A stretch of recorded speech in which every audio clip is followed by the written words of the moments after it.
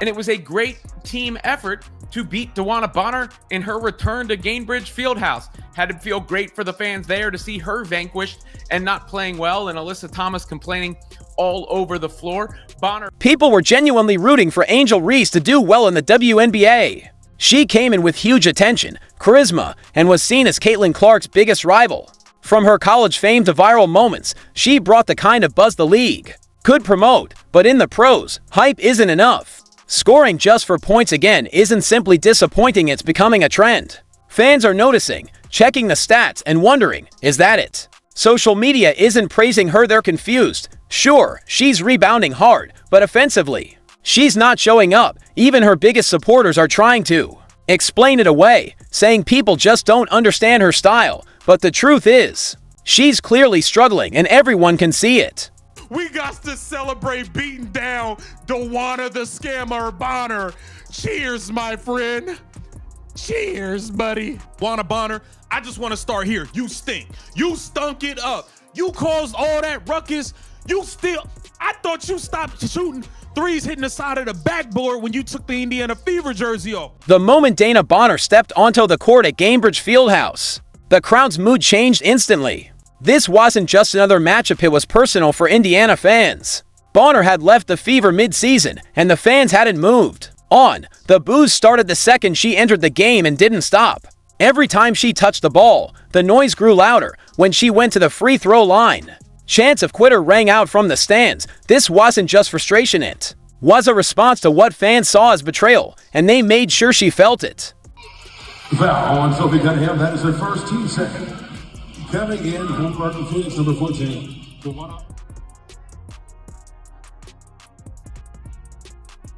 The crowd's reaction was so intense that even Caitlin Clark couldn't hold back. Though sidelined with a groin injury, she was fully locked in from the bench, celebrating every defensive stand against her former teammate. When Lexi Hull and Natasha Howard teamed up to block Bonner's shot and force a shot clock violation, Clark jumped up, pumping her fist like it was a game-winning play.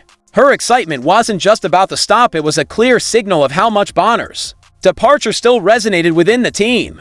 The energy on the Fever bench told the full story. This game was personal. Bonner battling with Hull. Bonner turns, fades, fires, and leads it way short. Great defense there by Hull. Copper tracks it down and bounces for Bonner, who had her shot blocked. And it's a shot clock violation. Bonner walled off by Hull and then blocked at the rim. Indiana has that 5-point lead mid-third. While Caitlin Clark was celebrating from the bench, Alyssa Thomas took a different route, one that quickly turned against her. Rather than staying focused on the game, Thomas spent much of the night taunting Fever fans, clearly trying to stand up for her fiancé, DeWanna Bonner. She shouted at the crowd, even claiming Bonner had joined a real team. But her trash talk aged poorly. As the game went on, the scoreboard told a very different story. Bonner managed just 4 points on 1 of 4 shooting in 21 minutes, grabbing a single rebound. Meanwhile, the team she left behind was dominating.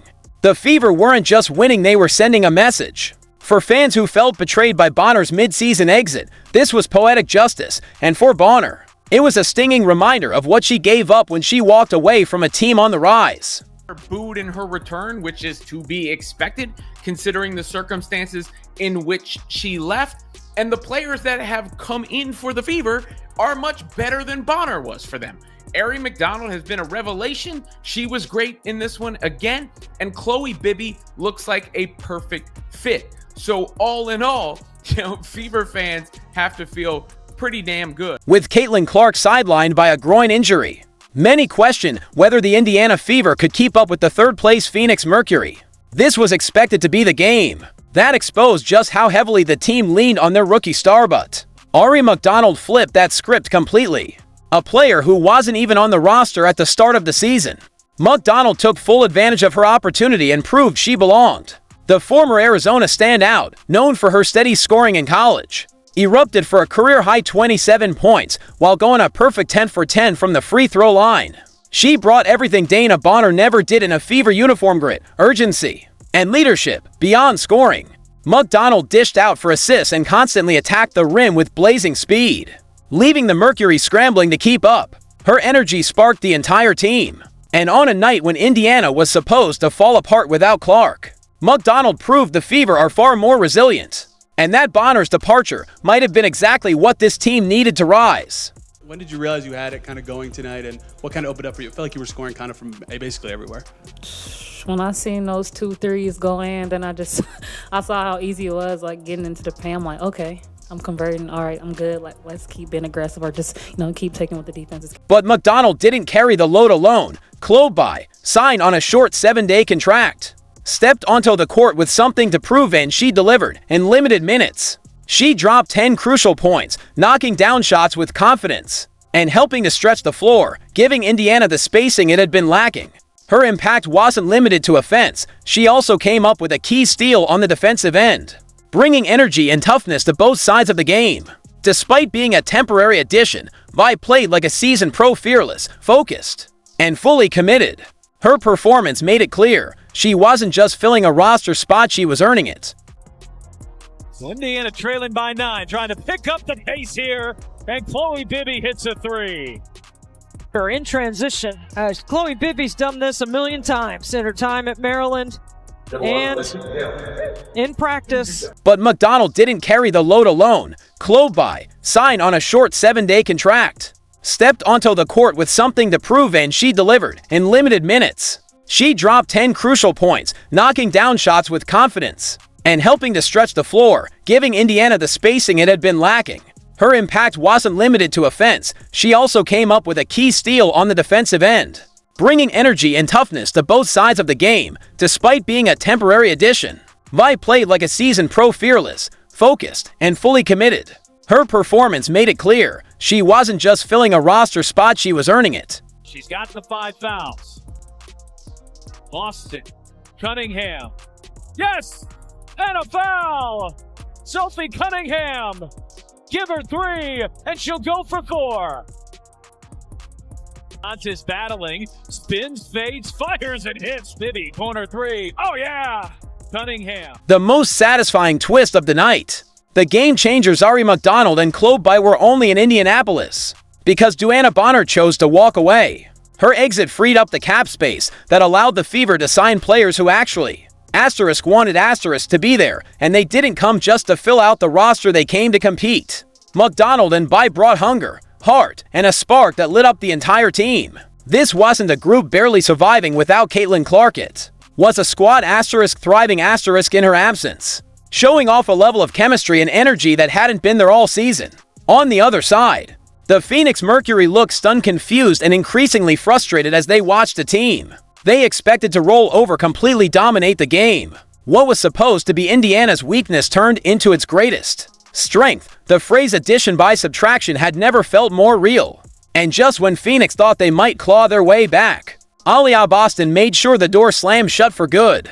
Gotta continue to stack, okay? We ain't got no room for sliding back, okay? We no room for slippage. Every day there's a sense of urgency, okay? I was proud of you guys, the way it was offensive and defensive substitutions, being ready to go with that. Everybody who came in made an impact. We had 5 in double figures, damn near 7. That's really, really good, y'all. I'm proud of you guys. I'm proud of you. As the fourth quarter tipped off, the outcome was still uncertain, but Aliyah Boston had no intention of letting this one slip away.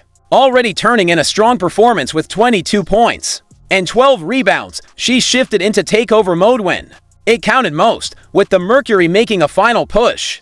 Boston responded like a true franchise cornerstone. She poured in 17 points in the final period, including a jaw-dropping personal 10-0 run that completely shattered Phoenix's hopes of a comeback. Every bucket was a gut punch to the Mercury and a rallying cry for the Fever. This wasn't just about closing out a win, it was Boston grabbing the moment and owning it. In doing so, she didn't just quiet the doubters, she sent a message loud and clear. The Fever can win, finish, and dominate even without Caitlin Clark on the floor. So too has Ari McDonald, who did not start the season with the Fever, but has really come on strong. Pass inside, it's a bullet. Some more contact there underneath. Hole hits the ground. Austin has a size advantage here. Wants the clear out, gets the clear out, gets inside. Every basket Aliyah Boston scored sent a clear message. The Indiana Fever are more than just the Caitlin Clark show. This game wasn't just about securing a win. It was about proving that the team is evolving into a true contender.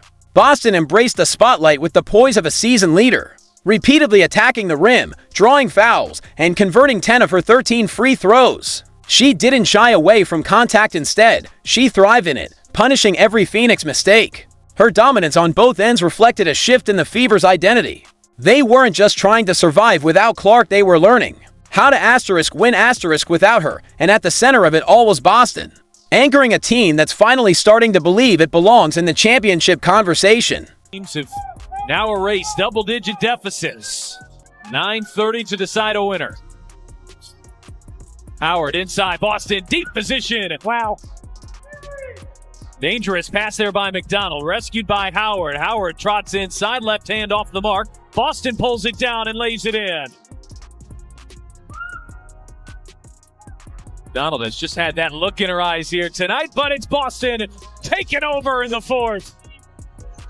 No answer. Aliyah Boston's dominance in the paint was nothing short of unstoppable. The Phoenix Mercury simply had no answers for her strength, polished footwork, and ability to create shots under pressure. As the fourth quarter progressed, the frustration on Phoenix's faces said it all. They were being outmatched by a player in complete control. Boston, the former No. 1 overall pick out of South Carolina, wasn't just playing well, she was putting on a masterclass. Her fourth consecutive double-double marked a career-best streak and solidified her role as more than just a rising talent. She's now the undeniable leader of this Fever team. Her ability to elevate her game in crunch time, delivering exactly when Indiana needed her most, highlighted both her growth and her importance. It wasn't just the numbers, it was the calm, commanding way she took over that truly defined her performance.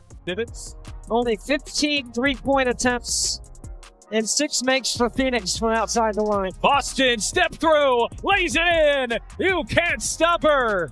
Powers in the paint. We're still playing without Kelsey Mitchell. She's got the 5 fouls. Boston, Cunningham. Yes! And a foul! Sophie Cunningham! The atmosphere at Gainbridge Fieldhouse was electric, charged with playoff-level intensity as the crowd erupted. With every Aliyah Boston bucket, fans were on their feet, their energy feeding the players and turning the game into a statement moment. Boston's dominant fourth quarter didn't just seal a 107-101 win, it proved that the Fever could beat a top-tier team even without Caitlin Clark on the floor. Her performance was the kind championship runs are built on, as she led Indiana with strength, poise, and total command. But while the on-court battle was thrilling, the real drama unfolded after the final buzzer and the post-game press conference. The contrast between the two teams came into full view. Kahlia Copper took the microphone and immediately criticized Fever fans for booing DeWanna Bonner, calling her a legend and labeling the reaction disrespectful. While Copper's loyalty to her teammate was clear, her comments landed poorly with many. The boos weren't random, they were the emotional response of a fanbase that felt abandoned. When Bonner left the team mid-season, instead of acknowledging that reality, Copper's remarks seemed dismissive, highlighting a disconnect between the Mercury and the